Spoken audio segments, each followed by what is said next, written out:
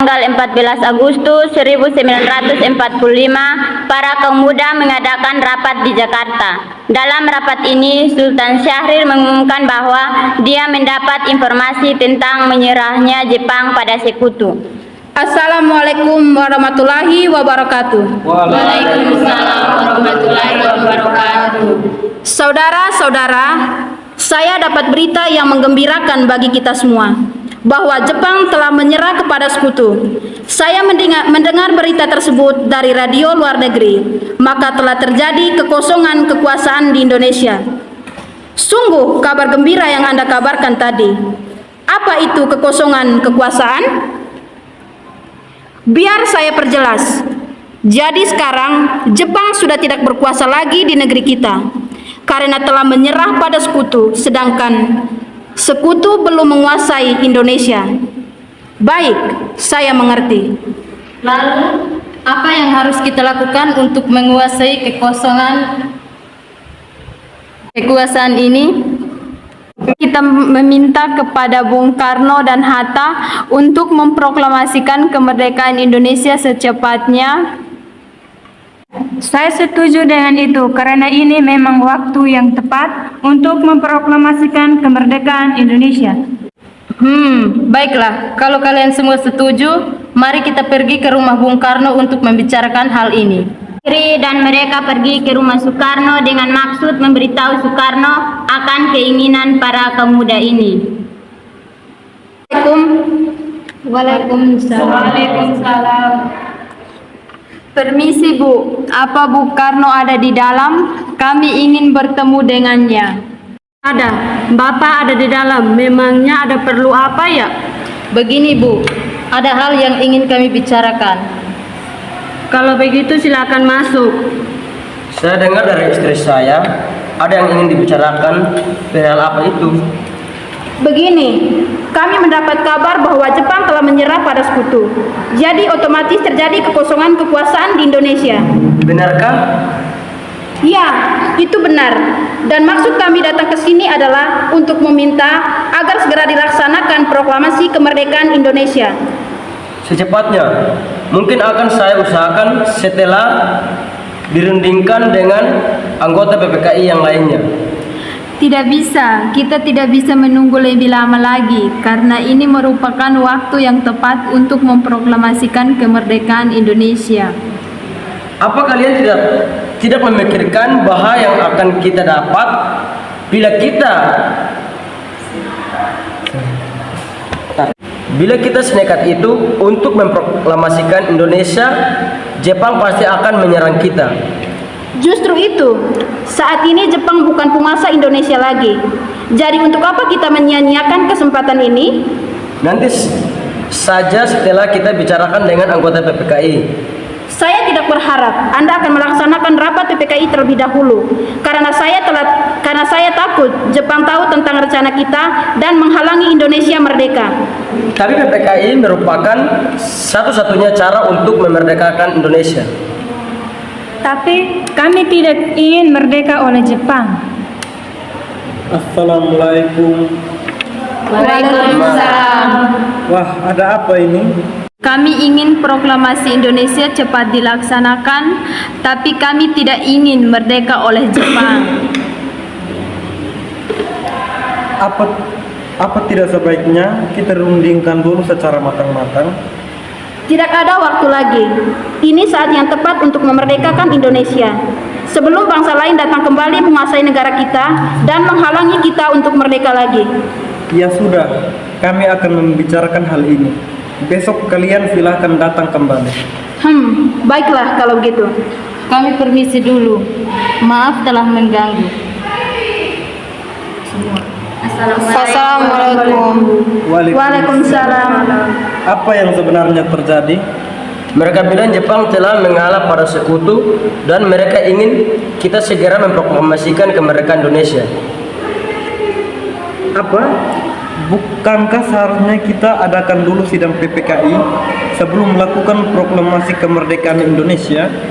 Ya, saya juga berpikir seperti itu, tapi mereka tetap memaksa untuk segera memproklamasikan kemerdekaan Indonesia. Lantas, apa yang akan kita lakukan sedangkan para kaum muda terus mendesak kita? Kebenaran berita tersebut pun masih diragukan. Bagaimana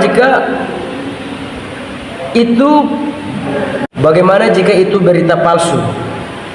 Jadi, kita akan turuti kemauan mereka atau tidak? Tidak. Baiklah kalau begitu. Pada malam harinya pukul 24.00 menjelang tanggal 16 Agustus 1945, para kaum muda kembali mengadakan rapat di Cikini dan merencanakan untuk mengasingkan Soekarno bersama Muhatta. Sekarang kita lakukan, sementara para kaum tua enggan mengikuti keinginan kita. Bagaimana kalau kita asingkan Bung Karno dengan Muhammad Hatta keluar Jakarta agar bebas dari pengaruh Jepang? Tapi kemana ya? Bagaimana jika ke Rengas Dengklok? Di sana keamanannya terjamin. Ya, bagus. Saya setuju dengan itu. Pergi ke rumah Soekarno untuk mengajaknya dan Muhammad Hatta ke Rengas Dengklok. Assalamualaikum. Waalaikumsalam. Carikan Mas ya. Sekali. Ada apa ya?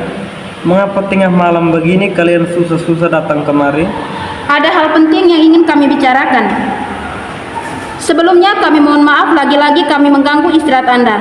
Kami diutus untuk membawa Anda berdua keluar kota. Memangnya kemana? Karawang.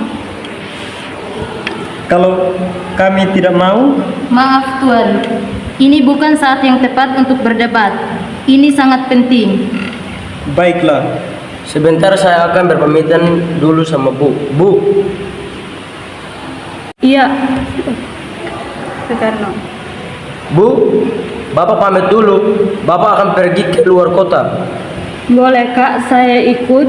Akhir-akhir ini saya merasa akan terjadi sesuatu yang tidak enak tentang Kang Mas. Baiklah. Maaf, apakah sudah selesai? Kita harus cepat pergi. Ayo mari. Mereka pun pergi ke Rengas Dengklok. Mereka tiba di sebuah rumah. Di sana Bung Karno dan Muhatta terus didesak dengan cara kasar. Mereka didesak oleh kaum muda untuk segera memproklamasikan kemerdekaan Indonesia. Bung Karno, tunggu apa lagi? Ini waktu yang tepat untuk memproklamasikan kemerdekaan Indonesia. Maaf, saya tidak bisa. Tidak bisa bagaimana? Mau menunggu sampai kapan kita untuk merdeka? Hai, kalian ini apa-apaan? Tidakkah ada cara yang lebih halus? Dengar Bu, kami hanya ingin Indonesia cepat merdeka. Ya, saya tahu itu, tapi jalannya tidak seperti itu. Bisakah kalian merunding kembali secara baik-baik dengan kepala dingin? Menyerah jika emosi yang kalian andalkan tidak akan berhasil. Akhirnya Fatmawati berhasil membujuk para kaum muda untuk menyelesaikannya secara baik-baik. Di sisi lain, Ahmad Soebarjo yang telah mengetahui keadaan dan keberadaan Soekarno, Muhatta dan Fatmawati pergi untuk menyelamatkan mereka bersama Sayuti Melik. Kalian sudahlah, lepaskan mereka. Rasanya sangat tidak pantas menahan tokoh nasional seperti ini. Bagaimana bila kita rundingkan secara baik-baik? Baiklah. Jadi bagaimana, Bung? Baiklah, saya akan memproklamasikan kemerdekaan Indonesia. Ya, baguslah. Tapi di manakah kita akan membuat teks proklamasinya? Di lapangan Bagaimana jika kita ke rumah Laksamana Maida di Jakarta? Dia teman saya, orang Jepang yang mendukung kemerdekaan Indonesia.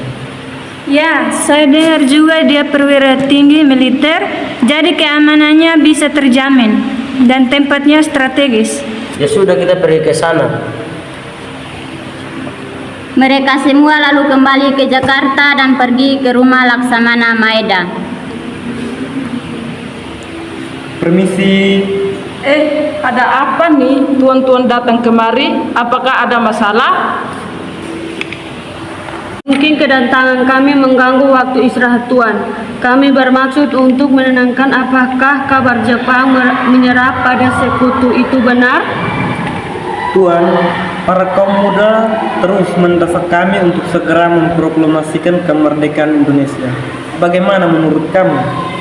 Ya, bagus. Memang waktu yang sangat tepat. Begini, jika diperbolehkan, kami akan meminjam rumah Tuan. Boleh. Memang untuk apa? Rencananya kami akan membuat naskah proklamasi. Oh ya, silakan. Mari kita buat naskah proklamasi di ruang makan. Rasanya terlalu banyak orang yang akan membuat naskah proklamasi. Ya, sepertinya Bung Karno, Bung Hatta, dan Ahmad Subarjo pun cukup untuk sekedar membuat naskah proklamasi. Iya, sepertinya kami bisa tunggu di sini. IR Soekarno, Mohatta, dan Ahmad Subarjo pun pergi ke ruang makan untuk menulis naskah proklamasi, sedangkan yang lainnya menunggu mereka selesai. Akhirnya naskah proklamasi selesai dibuat. Sayuti Meli pun mengetik naskah proklamasi beserta perubahannya, yang dimana teks itu akan ditandatangani oleh IR Soekarno juga Mohatta. Nah, sekarang naskah proklamasi sudah selesai. Tapi di mana proklamasi ini akan dibacakan? Di lapangan Ikada. Tidak.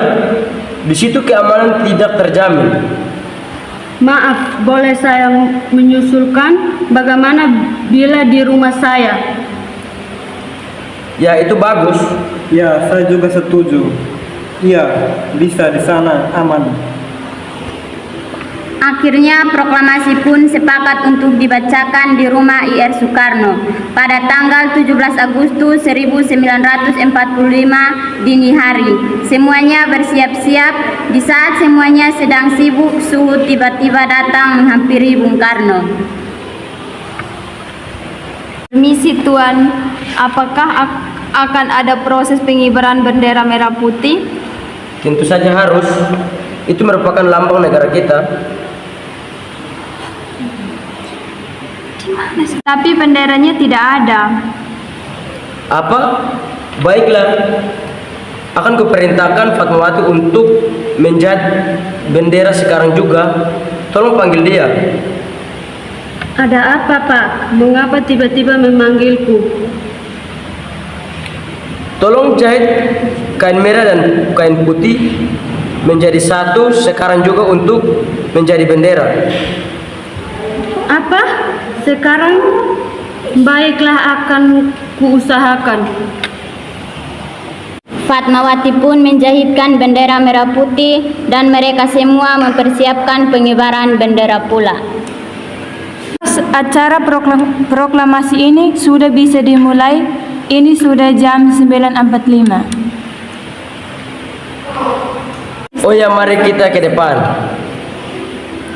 Soekarno pun membacakan pidatonya sebentar dan membacakan naskah proklamasi. Suhu dan Latif pun mengibarkan bendera merah putih yang diiringi lagu Indonesia Raya ciptaan W.R. Supratman.